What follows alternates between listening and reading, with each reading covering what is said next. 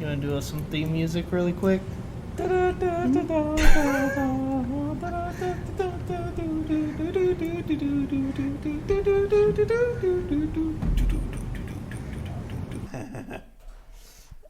Welcome to the Out Loud and Awkward podcast, where one grown man sits in his basement and talks about everything he loves. I'm your host, Richard. And before I introduce my special guest, I'd like to ask you one question. What's your favorite scary movie? I'm joking. Good question. Christian is here with us tonight as a special guest, not a co-host anymore. He is now a special guest. He has been demoted. But what have you been up to this week? What have you been watching, reading, this, that, and the other? Well, I went back to Freddy's Nightmares, and I watched all the episodes related. I tried to get through the whole show. Dude, I couldn't. So I was like, I'm going to watch the episodes that directly tie into the storyline of the movies, and then the rest can just remain a mystery. There you go. That's how you have to do it. I mean, it's good for what it was, but I couldn't sit through 44-hour-long episodes of it. I didn't know they were that long. And I have been watching History of Horror. I think it was on AMC. I'm halfway through season 2, I think. Yeah. It's really good. It's just different people. For some reason, Jack Black always shows up. But it's like, the first episode is zombies. So a bunch of horror people show up and talk about zombies. There was a vampire one, I think. I don't think I've gotten to that one yet. I've seen the witch one. Yeah. So it's basically just same style as anything else, but it's cool. It's seeing everybody talk about it and kind of bring different perspectives. So it normally has like just special guests on there, like so like Stephen King's. I think Stephen King's been in every episode I've seen. Quentin Tarantino's been in it. Just random people. That's pretty interesting, honestly. Yeah, I mean, I guess they all kind of are related to horror. Yeah, but you don't think of them as really no, because like Jack Black's been in horror movies, but you don't think of him as like a. What horror movie has he been? I can't even think of one that he's in. He was in one of the Know What You Did Last Summers. Was he in the second one? Or maybe it was the second or the third. I can't remember. But yeah, now that you say it, I remember that he was in that one. That's what I'm saying. And then Quentin Tarantino obviously did that Proof and wrote From Dusk Till Dawn.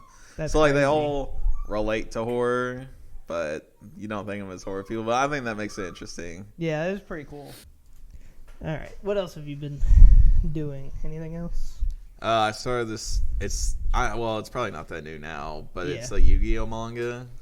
But it's set in the real world. There's all the supernatural stuff's cut, and it's not like a marketing tool just for the cards. So they play like how professionals would actually do it. Yeah. So it's been pretty interesting. It's nice to deviate because the anime manga is so like far off from the original series now. Yeah, because didn't it originally start out as kind of like a poker? It was all sorts of games. It was all sorts of games. But then, like, the Yu-Gi-Oh card game was depicted, and people were like, focus on this. But even then, it's so different from even that version. Sorry about the dog interruption. What were you saying? The stories, because, like, now it's Rush Duels, which is a way different version. So it's nice that they kind of, because I think fans have always kind of wanted, like, a series where they play like how you would really play in the modern day. Yeah. Not just because obviously in the show you gotta slow things down and a lot of cards are kind of like fluff just to market. But in this series you don't have to do that. So It's been kind of cool. That's pretty interesting. Because it's like not overly exaggerated. Yeah, and there's no supernatural which I mean I do love the original series for all that stuff, but it's nice to have something that's not that. Gotcha. You got anything else? Or? Nah, I think that's about it. All right. Well, I know for me, I mean, I've still been watching like the Evil Dead series. We talked about this. Mm-hmm. Formula One started back up again, so I've been watching those races, which is yes. Of course, they're on break this week, so there's no race this week. They've only had really one race. Other than that,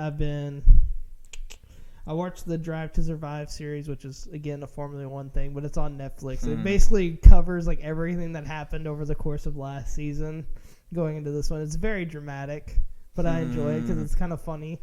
and like I get reminded of things that happened last season. Still been watching The Bad Batch, and I will say the last 2 episodes that they've had of The Bad Batch that I've currently watched have been a lot better than anything before it. Like it's getting better, but it falls into the everything that Star Wars does, where it just feels like everything's slow and not a lot is happening, and then eventually stuff happens and it's cool, but then it drops back down in quality a little bit. And I've been watching The Mandalorian. Of course, right now with recording, there's been 2 episodes that come out, and by the time this episode comes out, there will be a 3rd one. And the first 2 episodes of that have been really good, but again, Star Wars, it's kind of slow. It's kind of slow, but I still enjoy it. No matter what, I enjoy the lore that like all of these shows kind of provide. Because with The Bad Batch, it kind of provides lore on what happened to the clones after the Empire took over. Because eventually, like, you know that the Empire hires regular people into their military. Because you get like Han Solo, who was in that enlistment. And so like you start to see like why and like how they kind of got rid of the clones through this series. And so that's what I like about this season of The Bad Batch, is it follows like what happens, what's like what the Empire is really doing to the clones, and like how they just got rid of them without even a care in the world, honestly. And so it's kind of interesting to see that. And then right now with the Mandalorian series, we're kind of seeing more of a Mandalorian lore. Like we learned about just recently one of the Mandalorian crests, the skull that they have like everywhere.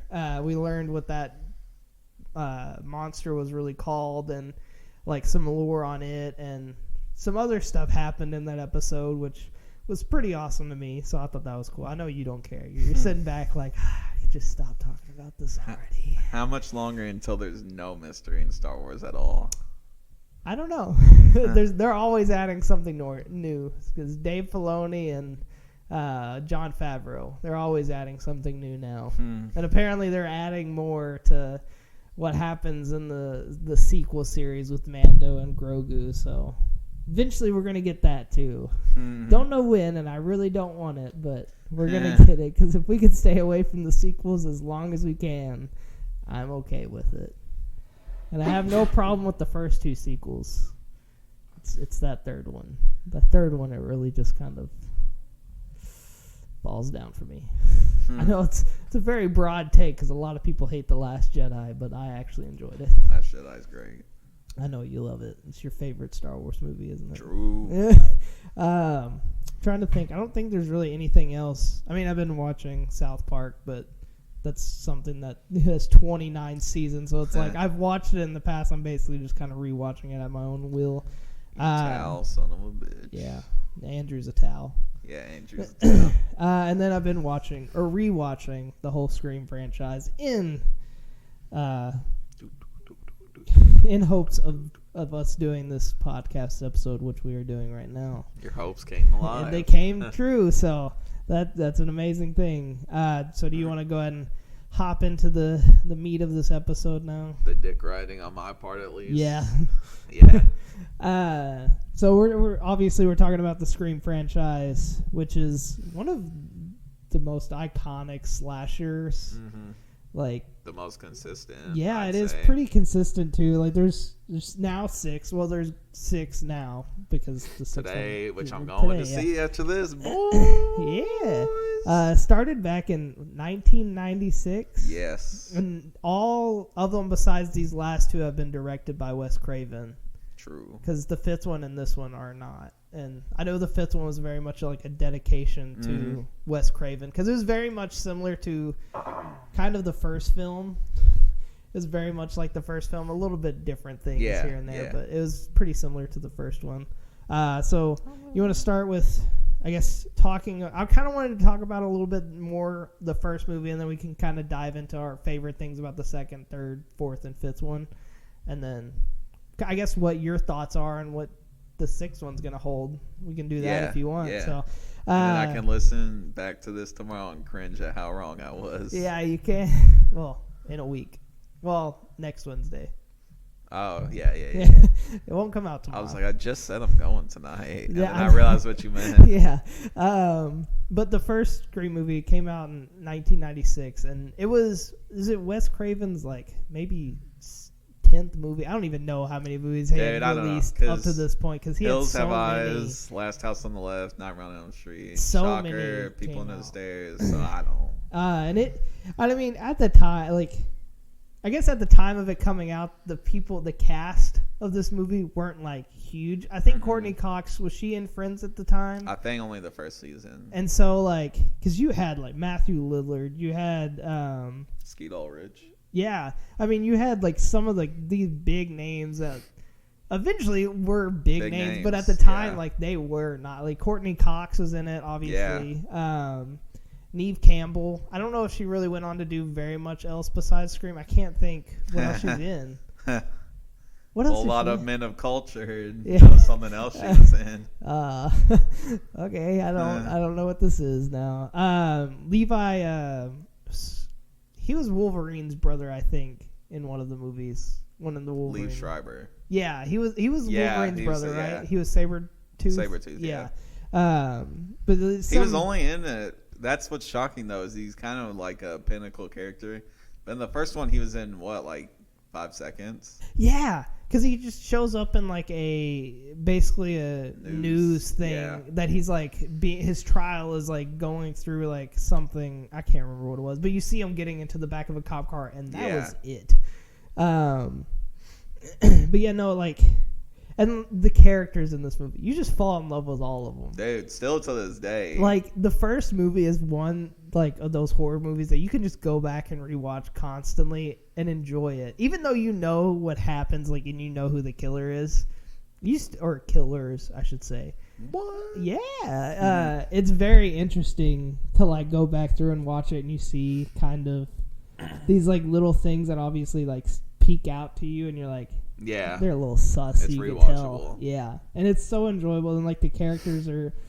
Dewey is just this... He starts out, obviously, I guess, this very dopey deputy. Like, he's very deputy-ish. And you had Sidney Prescott, who was in love with Billy. And then you had Gail Weathers, the news reporter, played by Courtney Cox. And it's just... These different characters that really came together, and you just fall in love with them. Like, no matter what. Like I said, they're still some of my favorite characters in just fiction. And of course, like, most of them now are gone. Oh, I forgot to say Drew Barrymore was in this movie, because she's at the very beginning of the movie. True. She's the first. She's not the first person who gets killed by Ghostface. No, that's her boyfriend. Yeah, his boyfriend. What was his name? Stu, I think. No, it wasn't Stu. No, Stu's the other killer. Yeah. Dude, I don't know then. Steve. I have it pulled up right here. I knew it was a generic S name. Yeah, so his I name was defaulted just to Steve. But yeah, like he was the first one to get killed by Ghostface, like in any of them. Which is kind of crazy now. Yeah, to think about it. But Drew Barrymore was the second person to get killed. She was like the first, like, you actually see him hunt her down, and he's like the first person she calls. Mm-hmm. And who is this? Well, who is this? Who am I talking to? That whole, like, sequence of, like, just confusion on his part. It's so good. It is so amazing to watch. And I think one of my favorite things about Ghostface is just how... I'm trying to think of the words to say. He's clumsy. He gets his ass kicked all the time, which is like, nice. Gets like a chair thrown at him, gets like kicked downstairs, and he just gets back up. Like, he's like not like this weird superhuman freak. Yeah, which is always good. Like, that's always fun, but that's why it makes it so fun that Ghostface is just a little bitch, kind of. He just, like, gets kicked around and then gets back up and then, like, causes, like, all of these murders. Yeah. And of course, like, throughout most of them, I think there's only one where there's just one Ghostface. But in all of them, yeah, I guess so far. We don't know about this new one. But most of them I've always had two killers. Like, there've always been, like, two. But it's just... I love this movie. And, like, going back through and rewatching it, I still loved it. And yes. Stu, or Matthew Lillard playing Stu, he was... absolutely psychotic. So crazy, bro. And doesn't even try to be nuanced. He just, which is good. Sometimes it's good to just And that's this whole movie is just like, fuck the rules. Let him be crazy. Let the other guy be fucking emo. Yes, and the other thing I love about these movies is it's so like meta in like the horror concept of you never say you're gonna be right back. You're just gonna end up dead. Like it follows like all of the like tropes that a horror movie does, but it does it in like a new kind of way that is so interesting because like you see it coming. Yeah. But it's so, like, you just focus in on it and, like, you just stay connected to what's going on throughout most of the movie. And the Roger L. Jackson, who's the voice of Ghostface. Yes, he is so good. Iconic. Like, you will never be able to replace him. Obviously, they'll probably do eventual. No. I say if he is passed, just let it go. Just man. let it go. If him and Wes are both gone, I feel like they would go. still try to with like some kind of weird back audio recording. I bet what they would do, and it'd be so cringe, is just to bring back the voice filter from the third movie that can do anybody's voice apparently. Oh my god, yes. That's probably what they would default to. But I'd rather for sure. And those two pinnacles, because even Kevin Williamson wasn't there for every movie. Yeah. I'm not saying that obviously it'd be a big blow if he passed away as well, but I feel like if you're already losing that many people, yeah, you might as well just let it go. And I think I agree that most of these movies, they are very like, they hold true to like what the one did before it. And I love that. I know I'll get into it more, but the fact that they had like their own movies inside of these movies, the stab movies, yes, and I just loved it. And like they had, and like those movies had their own, like the stab movies had their own big famous people in the stab movies, and I loved it. Luke Wilson, Vince Vaughn, David Schwimmer. It was so amazing, and like it was the first one is just so meta and like crazy, and everything that happens and is going on is just insane. But we end up meeting our, like, I guess, she's not really a protagonist. I guess she is. Just the main character. She's like the main character of the story, which is Sidney Prescott. Sounds like a protagonist. Well, yeah, I guess that's true. But she doesn't really, I guess she does end up killing the bad guy at the end of this. So I guess she is a protagonist. But we get introduced to Sidney Prescott, and turns out her mom was this big whore throughout town. It's just like the way allegedly. Oh my god. So many different things that have come back to Sidney Prescott. Yeah. But we get introduced to her, and then like immediately after we get introduced to Billy Loomis, who is gonna end up being one of the Ghostface killers. And I think from the beginning, like, he had this crazy eye about him. Like, but that almost makes him too obvious, you know? Because, like, it's I think, because when we first meet him, it was just after Ghostface had killed Drew Barrymore and Steve. Yeah, because they're all sitting at the fountain. Yeah, and he, like, crawls into Sidney Prescott's window just after these killings had happened, or sometime after. Yeah, I forgot about that. And so you're kind of like, cool.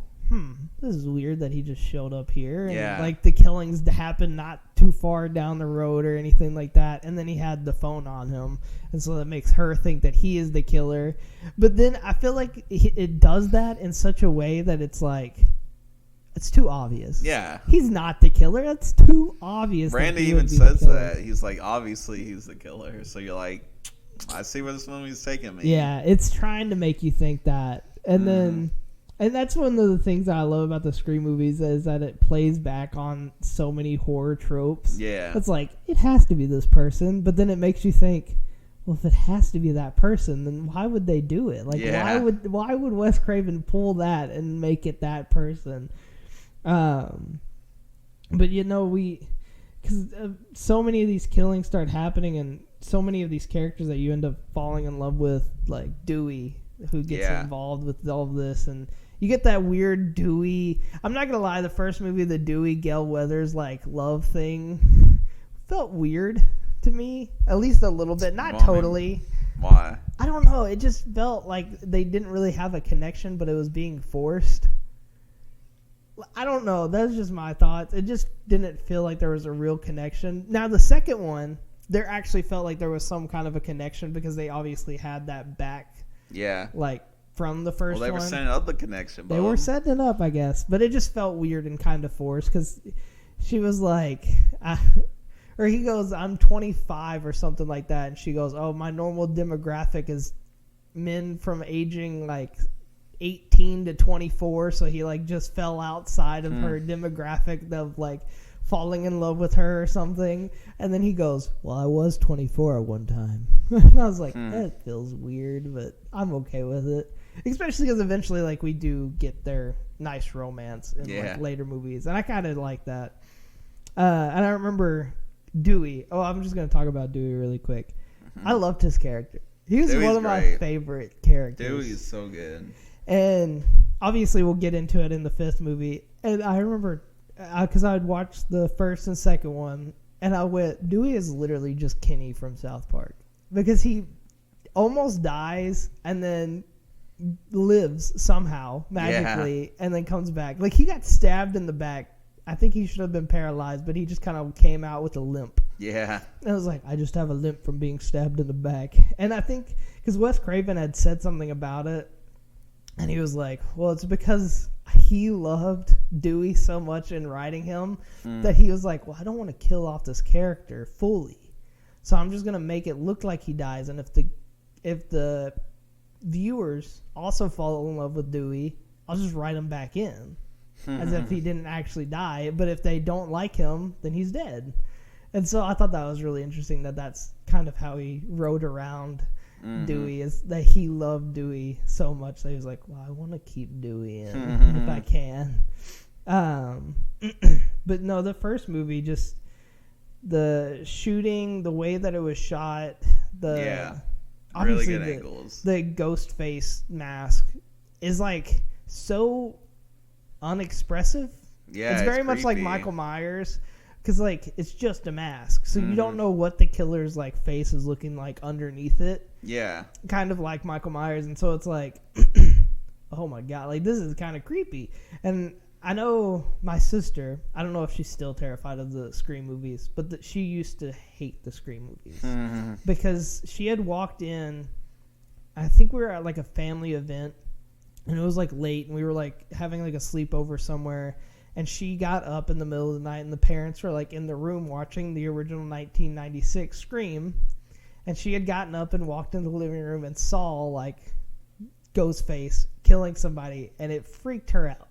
And I don't know if she's still terrified of the Scream movies or not, but I knew there for a little bit she refused to even try to watch any of the Scream movies because it scared her that much when she was a kid. And I was like, okay, I get that. And so, like, I don't know, I love these movies, or this one in particular. It was the one that came on, like, the most on TV. It was the one that I constantly would rewatch. And I think the cast was great in it. I think, like, Matthew Lillard as Stu, the weird psycho co-killer, really. Yeah. Who, like, it's so funny, like, I'm going to go ahead and jump to near the end of the movie, like, where they come out and they're like, and like they do, like they pull the like radio up and they say, I'm the killer, like, you thought that I wasn't. And then they go to stab each other. Yeah. And Billy stabs Stu. He gets into it, man. Oh my god. And like when he's stabbed and like he's sitting there and he's like picking up, he like constantly just keeps picking up and putting down the phone. And he's like bloody like all over. Yeah. And he's just like, what is my mom gonna think? I don't know what I'm gonna tell my mom. And he like starts freaking out and like holds the phone and starts beating his head with it. And it's like going absolutely off the rails. And he's just like, I'm just gonna tell the cops that I was peer pressured into this. That I didn't commit any of these. I was just peer pressured by Billy to do all of this. And he's like crying. He would like go from crying to like laughing because he's thinking that like they got away with it, back to crying. And I was like, this is creepy. Like, this is honestly terrifying. Like, it was scarier, I think, to see them after they unmasked themselves. Yeah. And like just how absolutely insane Billy and Stu were. Dude, the series, one of the few things is they have been fighting for their damn life to replicate any of the magic of Billy and Stu. Oh my God! And they have all not of them. succeeded.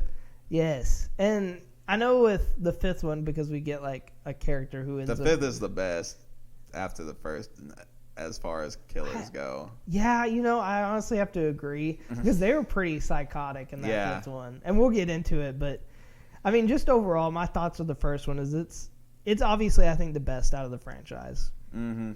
I don't think that really. I mean, that's how it kind of goes with most horror movies. Is that the first one is always like the best one because you get, unless you're Friday the 13th. Well, yeah, unless you're Friday the 13th. Who's the killer in Friday the 13th? Dude, I don't know. Don't say Jason because you're gonna die. If you get Andrew it right, would've. if you get it right, you're gonna die. Don't hang up on me, you stupid. And like, I don't know, just overall, like when he would like call somebody, because that's how they all kind of start out. Yeah. With the first killing is he calls somebody and I'm trying to think how to explain it, but like he doesn't go full like Ghostface voice until they hang up on him like once or twice, and then he just gets pissed, and then he goes like full crazy, and so it's like, what would happen if you just stayed on the phone with him? Well, I think that happened in the fifth one, maybe. I can't remember.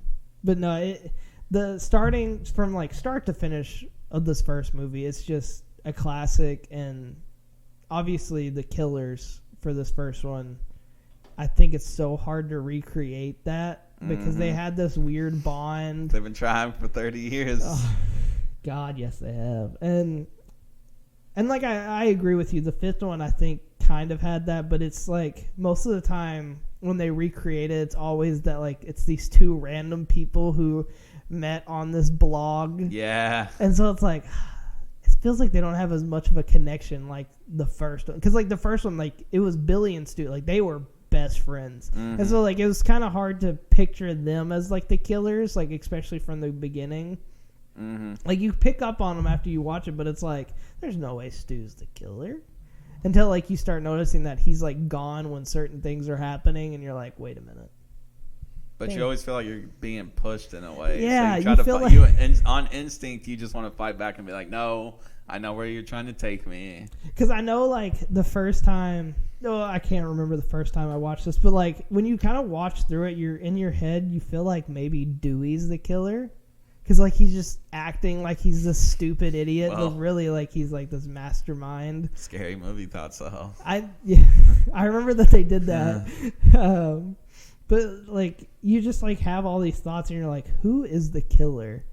And like it's kind of hard to pick up on it the first time going through, but then after you watch it the one time, you can kind of start picking up on little things. You're like, oh, I can see how this person's now the killer. And you're like, oh shit. But no, I love the first one, and I don't know if you have any other thoughts that you want to talk about the first one. Oh, another thing I didn't realize until watching it again. What is his name from Barry? What's the principal in the first movie? And he's the Fonz. Maybe he's in Barry. He's the teacher. I know he's you're talking he's about. the acting teacher. I can't remember. He's the principal in the first movie who puts on like the ghost face and then gets killed in his principal in the office. He's the Fonz. Yeah, he is the Fonz. But I didn't realize that he was in this movie either until I went through and watched. Like I totally glossed over it. Blasphemy. I know. Apparently he pops up in the fifth one too somewhere. I don't. Just a statue of him. Is that what it is? Yeah. Okay. But I don't know if you have any more thoughts on the first one. I think it's obviously a classic, and it follows. It definitely reinvented, and I think. Dude, it made its own genre. Oh, for sure. At that time, because I feel like there wasn't really like a big slasher horror. It was dead basically at that time. And like I think it really reinvented it, and like with the modern, it like reinvented it to fit more the modern horror era of its time, where people knew all the tropes, and like it was super funny. Yeah, it was very clever. Like it made fun of other horror movies in itself. Yeah, and it was scary. Yeah. Like it did so many things right that you loved it, and like I don't know, just the fact that like the ghost face so iconic to like look at now, and like his like iconic just knife, And I think what Craven did with this first one was definitely great, and it was like a great self-parody on what horror movies were in the past and like what slashers were, and so but in a loving way. Yes, in a loving way, and like just the fact that he was able to play on itself. But going into the second one, which I didn't like as nearly as much as the first one, I think in my view, I think I'd like the first one. I feel like I would have to go first, fifth, fourth, third. What the? No, fuck? Second, then third, because I don't like the third one nearly as much. I actually really liked the fourth one and like what the fourth one did. I'd say 1, 5, 2, 4, 3. I can agree with that. See, the fourth and second one are kind of they feel like the same to me. Obviously, they're very different, but like they felt a lot of the same to me in terms of what I enjoyed with it. But getting into the second one, it takes place a year later, or maybe it's 2 years later after like the first killings in Woodsboro. Except this time it's taking place in Ohio. Oh heavens. Ohio. You don't know what happens in Ohio. But it takes place at the college in Ohio, and it follows Sidney Prescott again, and like they've moved up to college and they're going to school there. She and Randy both went to the same college because he's a simp. Yes, he is. He wants to get the girl. What are you talking about? Will he? No. And then I think the second one, it also had some pretty big names in it. Of course, I mean, because you had like the Stab movie version of these characters as well, who were pretty famous. Because you had Luke Williams, who played Billy Loomis. Luke Wilson. Luke Wilson. And then who plays Drew Barrymore's character? She's a big name too, but I can never remember her name. Heather Graham? Yeah. I have the list, so I was trying to like look and figure it out. And like it had Jaden Pinkett Smith. Which, whew, dang. Slap sound. Yeah, slap sound.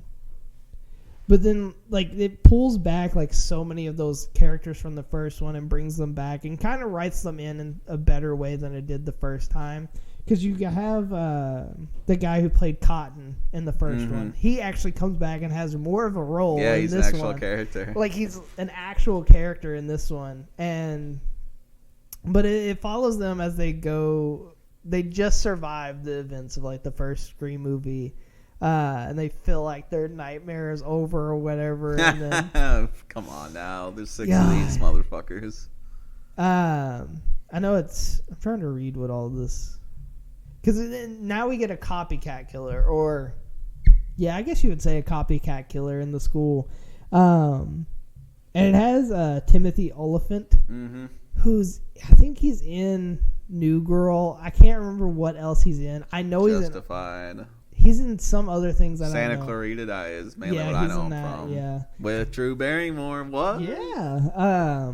But like he's in it, and I think he does a really good job in this movie. But obviously it follows like a copycat killer following Sidney Prescott again to her at college. And I can't remember how they explain that Courtney Cox is at this college. Because he explains that Dewey came because he wanted to help protect Sidney. Bro, she wants a scoop. That's right. She just wants to follow the news. Yeah. Is basically all she's doing. And she wrote the book about the first murders, so she's like, I should be here. Yeah, I should be here. I know what's going on. And so she follows. Oh, she also comes with Cotton. Yeah. They want to do this interview. With Sidney.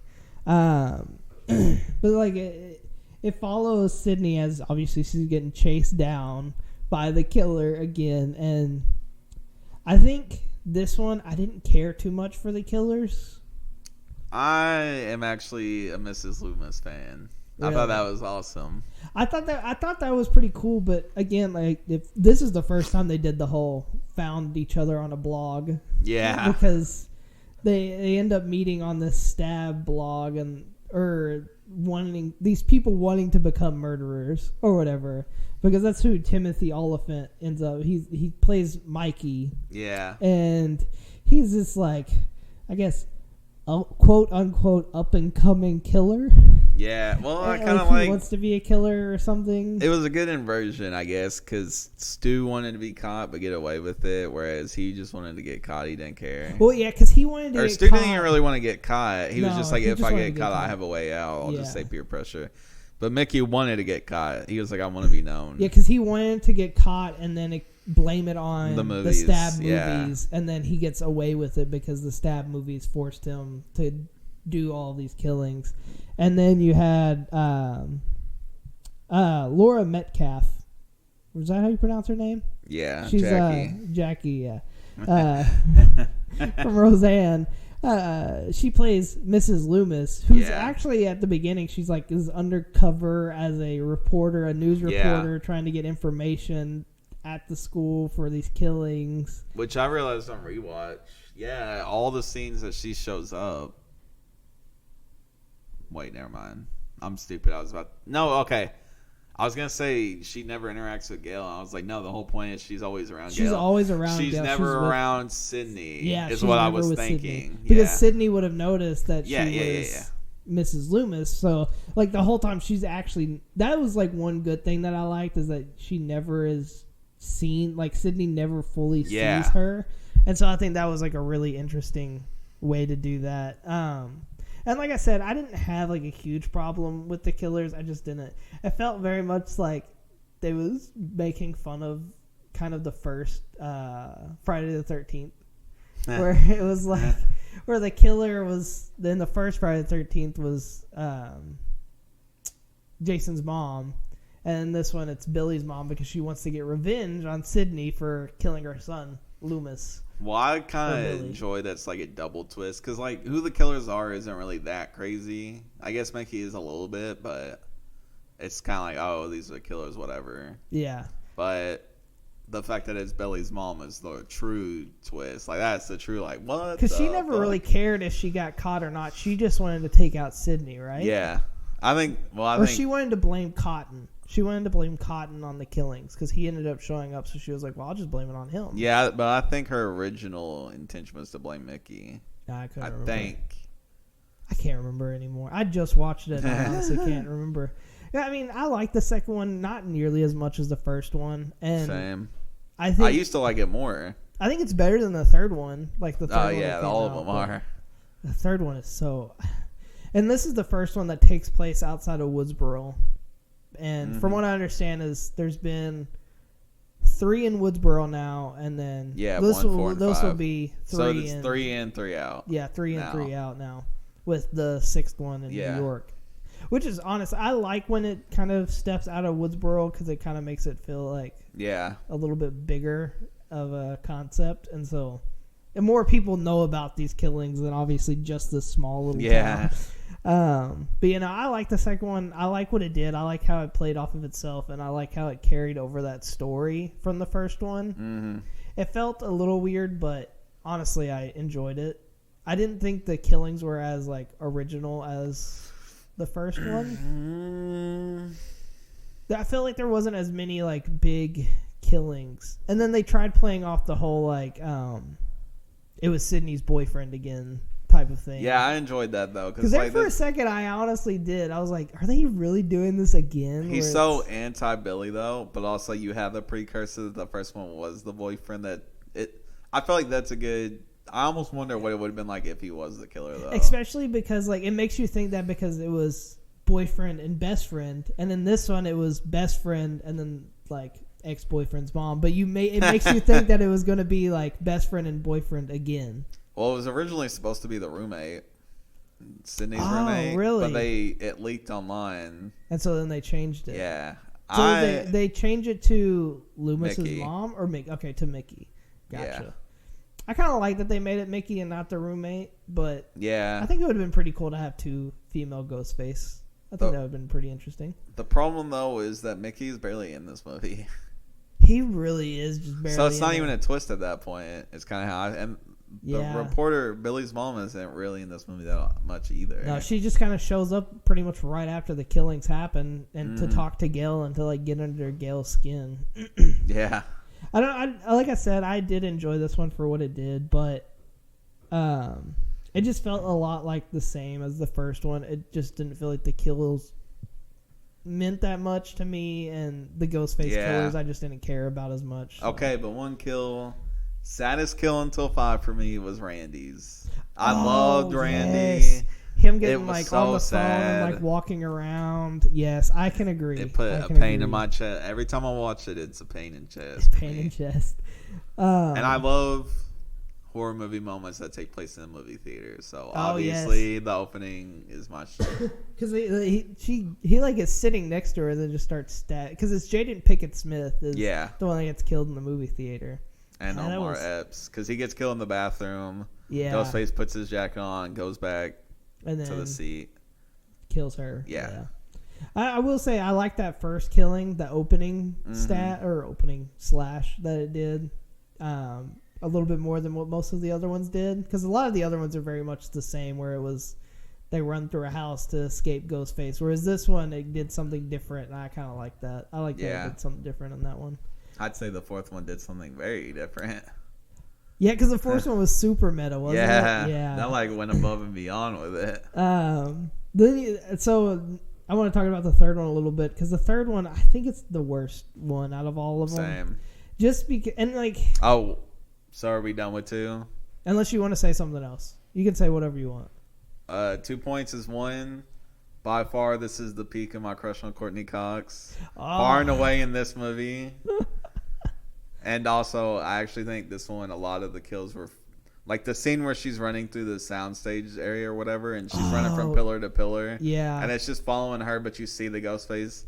Dude, that scene is so good. And the second one is when I messaged you and said that Dewey was basically just Kenny. Yeah, because he gets stabbed killed. up. Yeah, and it's all silent because she's in that like little soundstage area. And then crawling over Ghostface. I have to throw that in, dude. That's such a good scene. When she's stuck in the car crash. Yes. Yeah, that was a pretty tense scene.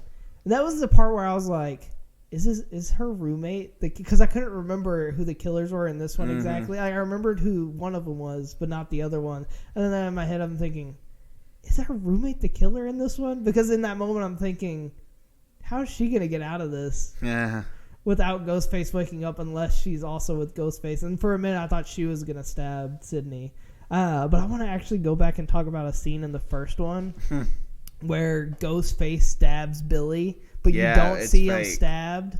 And because like it's from his back. Like you see his back, you see his stab, and you see the blood. Because that was like the moment that I remember the first time watching. I was like, "That's weird," because normally you actually see Ghostface fully stab people. Like, and that's the first one that you don't. And actually the shirt's see not him even stab. really ripped. Yeah, at the stab. And point. so like it's kind of interesting rewatching it, and you catch those like little things where you're like, "Wait a minute, I see this now." And also, okay, while we're on the first one for a second, I'm just gonna toss in really quick that I fucking love that Stu or Billy seems so annoyed at all the movie references all the time. Oh my god! But as soon as he's the killer, it's like something flips and he likes the right on it. Yes, it's like his evil can finally come out, which means I like scary movies now. But then going into the third one, this is the second one that takes place outside of Woodsboro. And it takes place in Hollywood. Hollyweird. Yeah, and it's where they're filming like the third stab movie. Because at this point, 2 other stab movies have come out, and they basically follow the first 2 movies more or less, and then this third one's coming out, or being shot, I guess you'd say. Yeah. And I can't remember, because a killing happens and Gail goes out there to like figure out what's going on. Because at the time, is Sydney living in Hollywood as well, or is she back in Woodsboro? I don't think either, right? She has that one house out and wherever living with her dad. Oh, yeah, that's right. Because Dewey's there already. And Sydney doesn't even show up to the place end, for a while, yeah. Yeah, because Dewey's there already because he's helping with like giving them information for the stab movies. Yeah. And so like he's already there helping, and then Gail shows up after one of the Gail, killings. no, the haircut, please, no. Ooh, yes. Oh yeah, I remember that. Because he's like an advisor on there and is dating the lady who's playing Gail. I don't think he's dating her. I think he's just helping her out, and I think maybe there's a little something there. Or maybe a little compensating for him and Gail breaking up. Oh yeah, I guess that's true. But like obviously the Ghostface killer comes back to wreak havoc on the set of Stab 3 because this is the one that mostly because he's like killing the like cast, but in the order that they die in like the original. But there's movie. so many rewrites. Yes, which so is many. I think is a big reference to Scream 2. Oh my god, where they had to keep changing it. And I think with this one, I kind of enjoyed the killer in this one. But because this is the first one where it was just a solo killer. Only one. So far, unless the new one. Yeah, has unless one the new killer. one fucks it all up. Which I personally, I'm in the mindset where I want one where there's 3 killers. Oh, that'd be pretty. Because that's a twist. But like having it be one, yeah, that's changing. But you're going smaller. So like, let's go bigger. Yeah, let's go crazy. But this is the one that had just one, ghost face, which felt weird because like how in the world did he get around like all of these killings with just one? Because normally when it was 2, like they kind of played off of one another and been like, oh no, this person was doing this thing, or like they were like in different places at the same time. I guess with this one he mainly only killed people when they were really by themselves. And I think the whole voice changer thing really played out in his favor, where he'd be on the phone with somebody and then they get killed. But he was like on the phone with them, Yeah. or like his call logs were like different, so he did a good job of changing the call logs. But I'd really enjoyed this one, and I think because Wes Craven been in all 3 of them, or is he just in the last 2? Because I know he's in this one as a studio tour guide or something. He was in the first one as the janitor wearing the Freddy sweater. I honestly don't know if he was in the second one. I know this one because this one also has a bunch of different references to like different movies because Jay and Silent Bob show up in it. Yeah, and then Wes Craven is in Jay and Silent Bob Go to Hollywood or whatever it's called. And so I enjoyed that. I enjoyed seeing some of the like different people in this, and it had Carrie Fisher in this movie, and I was like, dude, you were getting on my nerves so bad because you were like, it's a Carrie Fisher lookalike. I'm like, motherfucker, no. No, I knew it was Carrie Fisher. I just loved the fact that she was like, yeah, if she hadn't slept with George Lucas, that bitch, I would have gotten the role of. Well, because I always did think it was a lookalike. So I was like, you're falling into the same trap I am. No, I knew it was Carrie Fisher. I just thought that was really funny that she was like making fun of herself. Yeah. And like she was also making fun of herself that she was like basically a slut on the Star Wars movies a little bit, and because apparently from news she was, but I honestly don't know, but I loved seeing her in it. I liked that she made a little cameo in this movie. It kind of made my heart happy to see her again. True. I love her as Princess Leia in the old Star Wars movies, so I really enjoyed seeing her in this. But again, going back onto like the killer, like because there was just one. To be totally honest, for like most of the movie, like I remembered who it was, but going back through it, I was like, I could see where this detective would have been the killer. Like, yeah, he's so creepy. He's so weird, dude. And like him talking, he goes. I'll get into it later, but Sydney, this is like, a big L on the 5th movie for me. Sydney asked what his favorite scary movie is, and he just goes, "My Life." Yeah, I was like, God, he sucks. That's cringy as hell. He sucks. And so like I didn't like at the end of the movie where he was with them. Yeah, he ain't part of our squad. No, I didn't like Fuck that. I was here. glad he wasn't in the 4th one. I'm glad that he basically got kind of rode out of that one. Hey, I think he did, didn't he? well, in the 5th movie, they say that's who Sydney married and had kids with. I'm like, bozo alert. That's what I thought when I was watching. I was like, damn, I didn't. I thought it was a rando, and then I was watching the Dead Meat podcast, And they talked referenced about it. I was like, So I didn't that's even who catch she that. ended with. It's Damn. okay to not tie into all the movies all the time. Yeah. It's okay to just let some things go into the past. And it was kind of funny because this one, it has Cotton in it. Yeah, This one, I bigger guess, had role, as in dead. dead. He dies. He was the first killing in this Sad. movie. And also the mom from Gossip Girl is his girl. She is, yeah. But you know, I enjoyed what this movie did. I liked kind of how it tried playing off different things, but this movie just fucking sucks, man. It's dumb and fun. I enjoy it. But I'll tell you, it's the one out of all of them that I always want to skip whenever I'm marathoning the series. I don't blame you. And I like the killer's like motive, kind of. It just doesn't make that much sense to me that he was, because he's basically the bastard child of Sidney Prescott's mom. Yeah, but there's too much retconning in it. Yeah, it just felt like It's they too tried much trying. so many different. Because he was basically saying that he was the reason that Billy. Yeah, that to me is that I didn't not like true. that. That I'll retcon that in my head. I don't care. Well, I remember in the fifth one they referenced something about Billy being the like cause of everything. The cause of everything. Yeah. And in my head I'm thinking, no, fuck it was Roman. It was Roman, and I was like, God, I hate that it could like that is technically canon. Yeah. That Roman, it was the reason for everything. I'm like, no, I don't like that because he is not that good of a killer, to be totally honest. I didn't think any of his kills are that well thought out. I didn't think his plan was that amazing. Did he even really have a plan? He just wanted to kill Sidney. He just wanted to make his movie or whatever he kept saying. But like, bro. Well, he kept saying he wanted to make a movie, but really I think he just wanted to drag Sidney out to Hollywood so he could kill her. But then basically get away with it so then he could direct any movie that he wanted.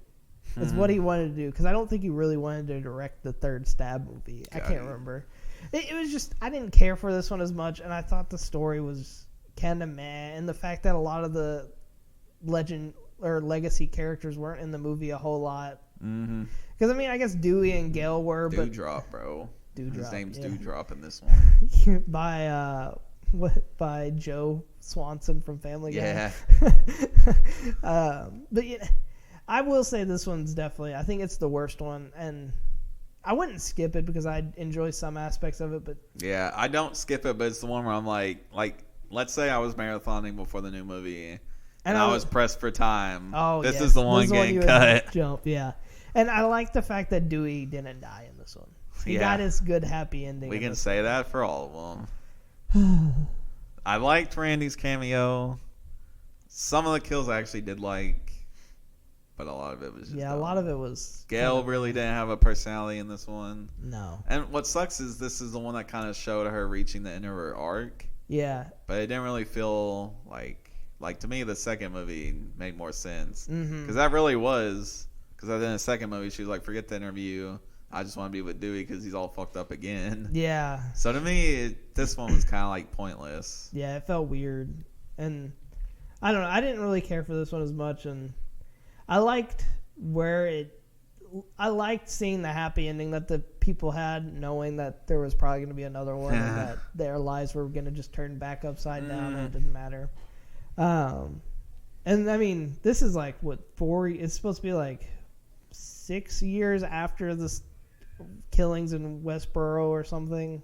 6 years. Is it not? That one was 96, right? And this one's 2000. So that'd be like Well, 4. I know, like, because the second one was 97, but it was said that it was 2 years after the first killing. So I didn't know if they were like, I don't remember how long I don't know. it was. You're better at keeping track of that than I am. 'Cause I don't know. But I don't know. I'm just gonna go ahead and move on to the fourth one because I feel like I could talk about it a little bit more than that one. The most pointless one of the whole series. The third one or the fourth one? Really? Yeah. Well, I do like it. I like the killers a lot more in this one. Me too. Well, one of them I like. The other one kind of is nothing. Is it Jill? Dude, one of the best twists of the whole series. Because you don't think the series has the really balls to be like, hey, this young kid that is Sydney's family is the killer. Yeah, to me that seemed like a little too far-fetched a little not bit. even far-fetched, just too like out of the range of what they were willing to do, and they fucking did it. I was like, hell yeah. Because this one was like 11 years after that third one. Like, it was a while, and it was a huge jump in time, and we're back in Woodsboro in this one. And it's Sydney has come out with a book about her life, and she ends up back in Woodsboro where the killings start happening again, and it's basically, this one is a lot more, it's less meta, but it's more of, I'd say it's pretty meta because this is in the remake era. Yeah, because this one is like, it's basically remaking the first one, but in a different kind of way. And so it was, because obviously she wanted to, like, the whole driving factor for like the Ghostface killer in this one is that she wanted to be Jill, who is played by Emma Roberts, which is pretty fucking awesome. I thought that was cool. She wanted to be like the survivor. Yeah, well, it's interesting how similar to Mickey it kind of is. Yeah. No, it really, I can see which that I like. And like this one, it's not like they met on a blog or anything like that. It was two high school students, like the first one. Hey, they could have met on a blog and been like, "You go to my school." Yeah, you go to my school. Let's meet up.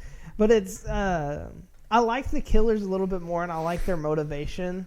And I felt like they were a little crazier than like the last, especially. I don't even think they were crazy. I think they were just desensitized to reality.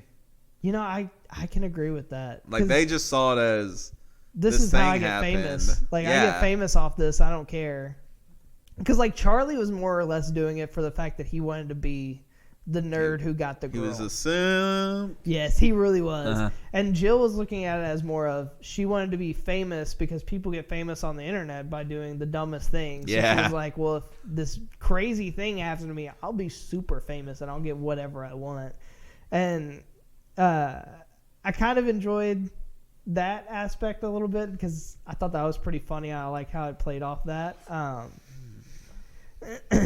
And I enjoyed seeing, because again in this one, Dewey and Gil again are they go on their get together breakup facet that they seem to always. No, in this one they're together? Married. They're together. Yeah, because the third one he engages her. He engages her. He engages her. They do get married. I forgot about that because she doesn't really do news reports or anything anymore. And you can tell she's bored. Yeah, she wants to like find that excitement again. And Dewey is now the sheriff of Woodsboro, and he has his own deputy, which was it Kirby? Kirby is the chick in high school. Oh yeah. That was the one that her deputy or his deputy is a great character in the next one. Yeah, in this one she just does nothing. Judy. Yeah. Because she was just kind of annoying in this one, a little bit. But going back to the beginning of this one, where like it obviously starts out with the phone call and the whole slasher thing. It was super meta, dude. Because I went to go watch this one in the theater, bro. And I was sitting there by like the second or third twist. And I was like, "This is really cool, but is it ever gonna end?" Because like the first twist just kind of like, oh yeah, it's definitely like these are always the same. The opener, they get a phone call from a anonymous thing. They got a stalker, and then it's like stab 6, and I was like, oh, okay. And then you get to the next one, and you're like, oh, okay. Well, these people are just watching this movie like. This is actually happening, and then it pops stab 7, and I'm like, oh my god, like just do something. And then the third one, it's actually like the full on like actual stab, killing, or Ghostface killer, and I like the way that they kind of like went off and did certain aspects of this movie, and I like what the fourth one did. I like I said, I do like the fourth one more than the second one, and. I don't know the exact. I think I like it because I enjoy the killers a little bit more. And it's also because I think this is the time at Saul. Twist. This is the time of Saul. Yeah, that was one of the references in the. Yeah, because they even talk about torture porn and shit. Yeah. And the kills are so fucking graphic, dude. It's crazy. Oh my god, they really are. But the reason why I said this is the most pointless one, and I do like it a lot. Yeah, is just nothing really happens in the overall scheme of the story. You know, like this to me is the check-in movie. Like we're seeing what the characters are doing at this point because it's been 10 years, and it'll be another 10 years before anything else happens. Well, like you said, like they were trying to like reboot it, but as a sequel kind of thing. Yeah, it was supposed to be its own trilogy, and that obviously. So like they were gonna try to rewrite certain aspects of certain characters, and I remember the first time I watched this, I thought Gil Withers was actually died. In this one, I got so scared. The lead up to this movie, everybody was convinced one of the 3 survivors was either gonna die or be one of the killers. Yes. And I kind of subscribed to being a killer. I was like, Dewey's got some evil in his eyes sometimes.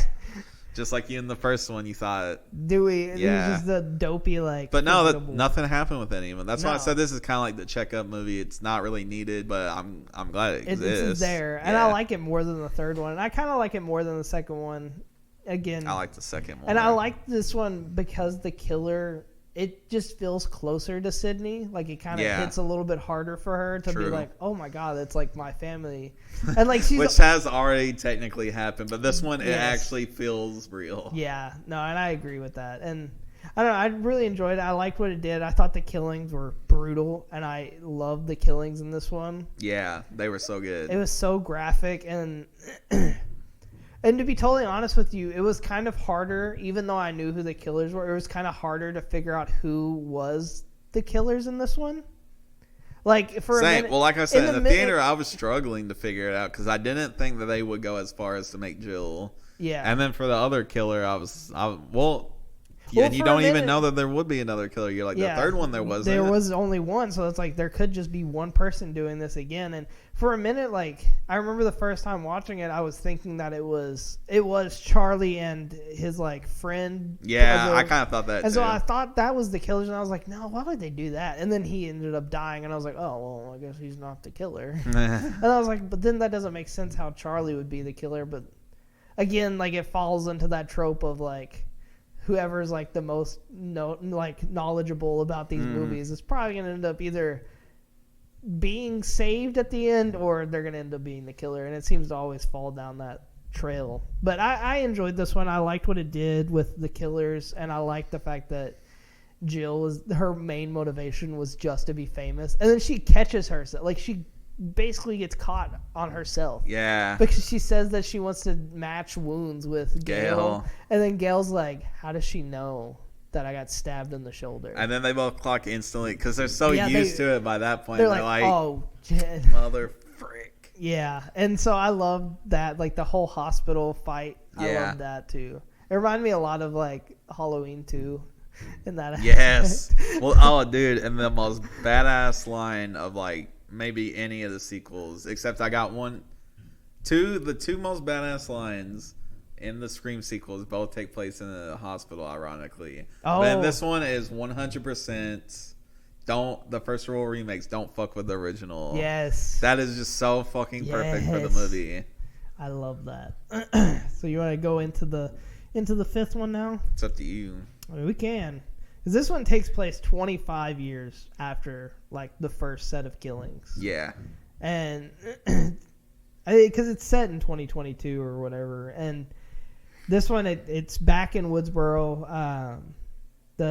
Except this time, it doesn't focus on Sidney Prescott. It focuses on a new set of characters who are Tara Carpenter and Sam Carpenter. And where does the Carpenter coming from? I don't know. Well, he comes from her mom. Okay, yes, motherfucker. It's obviously referencing John Carpenter. Yeah, I know. But I like that they kind of switched who the main protagonist... Because this is obviously... It's very much like an homage to Wes Craven, but they didn't want to soil, like, Sidney Prescott as, like... They wanted to do something different than what Wes Craven set up, but they also wanted to still honor the story that he has created, like, up to this... Or that he had helped direct up to this point. Well, this is basically what Scream 4 was supposed to be. That was supposed to set up a new group of characters. Like and it didn't do too well. This one, it actually set up like a good group of characters. Because I actually really enjoyed Sam and Tara. Like, I liked their characters. I didn't like Sam till the ending, but I was sold after that. I kind of liked her character and it felt weird. It felt really weird because obviously we find out like part way through the movie that Sam is actually Billy Loomis's daughter. Yeah. And it felt kind of weird, and it honestly felt a little forced. Yeah. She was, because I mean, I know for me, I'm sitting there I was rattling my brain thinking, when did he have time before dying that he hooked up with their mom to have Sam?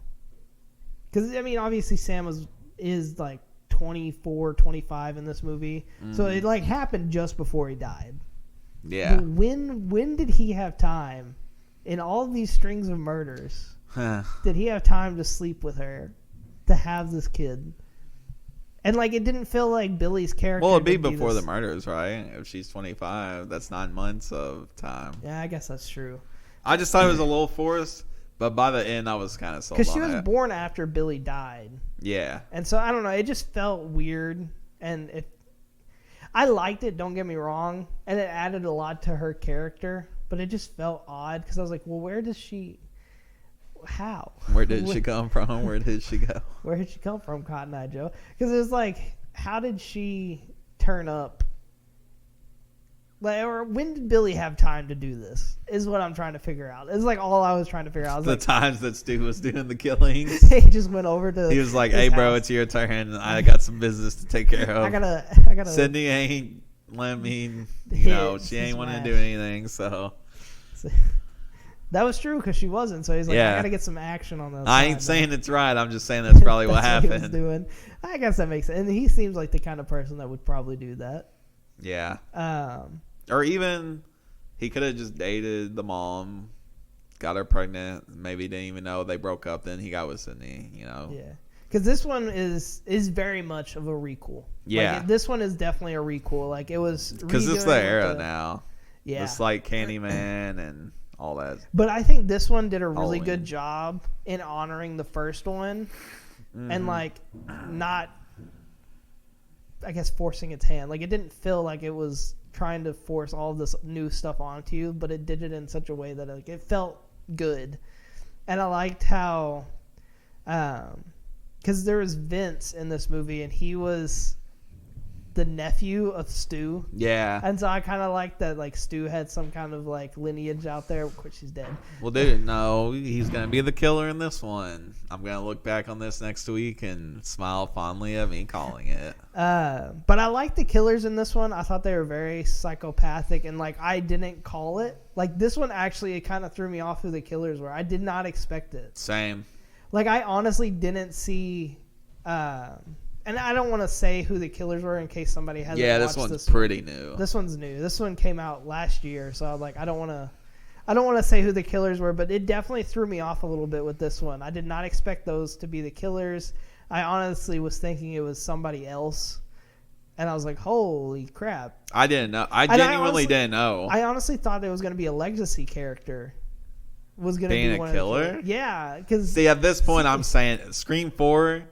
It was a trilogy that had been gone for 10 years. Anything was possible. But this one, I'm saying for sure. It was gone for another 10 years. What are you talking about? Yeah, but at this point, I don't know. At this point, it just felt like too late for a legacy character to be a killer. I will say I really did like seeing what's-his-name back in as Billy Loomis, like his younger self. I liked seeing that. I thought that was pretty awesome. And again, that is, I guess, a pretty big spoiler knowing that he is. So I guess. Well, I think I've already indirectly referenced like parts. One killer, or not one killer, one person's death. Yeah, it's fine. I think because it did come out last year, so most people have watched it at this point. But I just don't want to spoil the killer in case somebody listening hasn't. But I really enjoyed this one, and again, I think this is probably my second favorite of the Scream movies. Yeah, I loved what it did. And it's one of those, like the first one, where I could go back and rewatch it over and over again and still enjoy what's happening. Funny that this is the one this is the only one of the series I haven't rewatched. Really? I haven't seen it since not for any. Because I fucking love it. When I watched it today, it was feel like it. When I watched it today, it was the first time I had watched it since we went to see it since it came out on Paramount Plus, because that's how I watched it the first. I didn't go to see it theaters. Big bitch, and you're still not tonight. Nope. So cool. But, overall, I really enjoyed what this one did. I like that it reinvented the Scream franchise. And it was so good at referencing, like, all the movies. Yeah. Like, kind of small stuff, like not the killer, people who die. Because it references, like, basically trashing itself through the stab movies. Because, like, it talks about one of the movies just, like, being way too meta on itself. Yeah. And I like that. And then it talks about, like, another one, like, just how dramatic the killer was about, like, wanting to kill, which would, I think, reference the third Mickey. one. Yeah. Oh. I was thinking the third one because he was super dramatic for that, wanting to be the killer. But I liked how it did that. But you can say what you wanted to say. I liked that not only Judy from Scream 4 came back, and they made her, like, because in the fourth movie, she wasn't necessarily a bad character. She was just kind of there. She was it just seemed there. Like they were trying to force some cringe between her and Gail that I didn't buy. Yeah. But in this one, she was actually fucking awesome character. And they brought back Randy's sister, which was by far my biggest shock of the movie. Oh, yes. I'm like, you're bringing back crazy. this one-off had one scene in character. the third movie. Yeah, that to me was like, what? I think she, like, I shows literally up in went, Hollywood what the to fuck? show, like, the Randy's Brandy's videotape. Yeah. I literally was like, what the fuck when she showed up in the theater. All right. Well, do you want to give your thoughts on what you hope to see, I guess, in the sixth movie? In the sixth one, I just really want it to be good. I know that's pretty basic, but like, so basically what I really want it to do is be what Jason Takes Manhattan should have been. Like, take the same formula.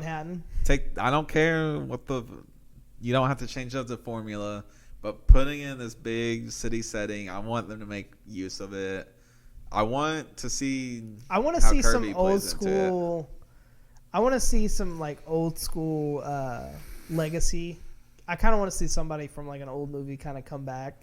Yeah, dude, I really think Stu's gonna be one of the killers, bro. I really do. Even though we see him like he dies, I guess, in the first one.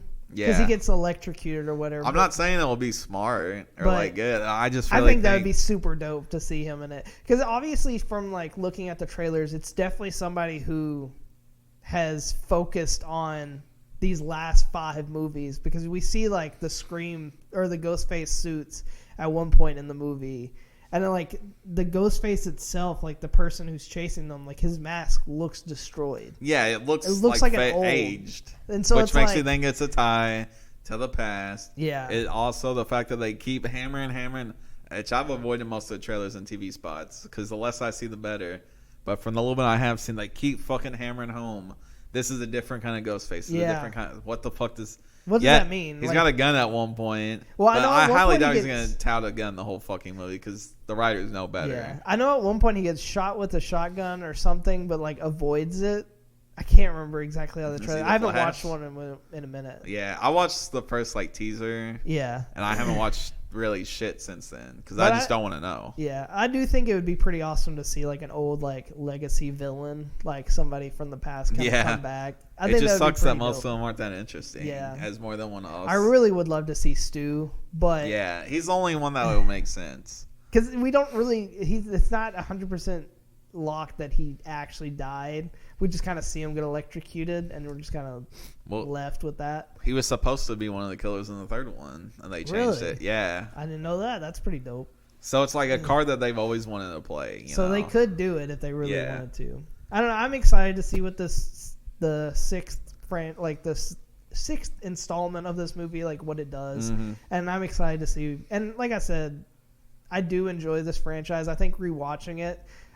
I originally didn't like this franchise as much, but then rewatching it, I grew this old in my heart. I was like, oh man, these movies are actually kind of enjoyable to watch. Besides the third one, I still think the third one's fun. It's just the most stupid. Yeah, it's not as entertaining. I don't think though. That's my one fear for the sixth one is it'll be like 3 or 4, third one, where it's like. We're just doing the same stuff again. I won't because the fifth one felt so fresh. Oh yes. After like 2 kind of decent but not great sequels. Yeah, I can agree with that. I think they'll do a good job. I don't know who's directing. It's the same people. It's the same I think it's person? the whole same team. Okay, well that gives me a little bit of confidence. Yeah, they've earned it after Ready or Not and Scream 5. I don't know have I seen Ready or Not? It's fucking good if you. I don't think I've seen it yet. Hold on, let me look it up. But no, I am excited for it, and you'll have to let me know your thoughts after the movie's over. But sorry, I was trying to look this up. Now we can finally dive into the TV show. No, we're ignoring that. I've only watched like 3, maybe 4 episodes of that. Yeah, I don't think I've seen Ready or Not. It's really good. Watch this. What's it on? It's on Hulu. I have to watch it now. Well, I'll just say. What I've been watching. Yes, watch it. I'll just say for the show, first 2 seasons were pretty good, but it's not Scream. They just literally use the title like they did with Friday the 13th. And I think there was a Halloween special or something, but I think wherever it's on, they just include it as an episode. Yeah. That stuff's pretty good. The 3rd season is more Scream. It's got Roger Jackson doing the voice, and it's got the Ghostface mask, but it is fucking terrible. Oh. So to me, the show is so, meh. Cringe. Yeah. I get that. But no, I didn't. He's calling you. Tell him we're recording. Shut up. Should I answer? I mean, if you want to, and you put him right next to the speaker. Andrew, you're on the podcast right now. Oh. We're about to finish up, though. Because you're a towel. You're a towel. All right. That answers my question, I guess. Am I going to pick you up from there? It's up to him. It's up to you guys. I can. I got to take a friend over to his house near Walmart, so You don't gotta do shit. I wasn't going to head that way right away anyway. I'm probably going to cut all of this. No, leave it in. He said he's gonna cut this, and I said to leave it in. I'll leave the part where he says he's a towel. Okay. Well, it's up to you guys. I don't care. I'll just come pick you up from Richard's. Wow, Alright. you just decide for Richard? If That's cool fine. with Richard. That's fine. Yeah, alright. Don't be slow, bitch. We Yeah. can't be late like we are for everything. It's Andrew. What do you expect? Right after dropping him off. We aren't playing Yu-Gi-Oh! This time, so there's no... Yeah, there's no excuse. Alright, I'll see you. Alright, bye. All right, but I think that's all we have for tonight Yeah. on the Scream stuff franchise. I think I'm excited to see what the sixth one does. And the 7th, apparently. Yeah. They've already greenlit Are it. they really? Oh, wow. I told Andrew, I was like, I'm excited for this one, but you please hope take it's a not while and bad. make another one. I don't want this to be some Saw or Paranormal Activity where it's like one a year. And then the next day I saw that they greenlit a new one. I'm like, fuck. That's what it's going to be. But if you do have differencing thoughts on the Scream franchise, you can email me at outloudawkwardpod@gmail.com. You can also follow me on my social medias. I tend to update when I'm recording and when stuff's going to be posted on there, so make sure you check that out. It's OutLoud&Awkward. OutLoud and that's an ampersand awkward on Instagram and Twitter. I don't really post on the Twitter that often, mainly the Instagram. Eventually I plan on getting on to TikTok and doing stuff on that, but that's a whole lot of me recording my face and I just don't want to do that right now. So, but if you did enjoy it, please leave a 5-star review or whatever review of your choice. It can be a 1-star. Honestly, I'm fine with that. I left a 1 star. Of course you did. I didn't. But I hope y'all did enjoy it. I will talk to you all in the next one. Peace out.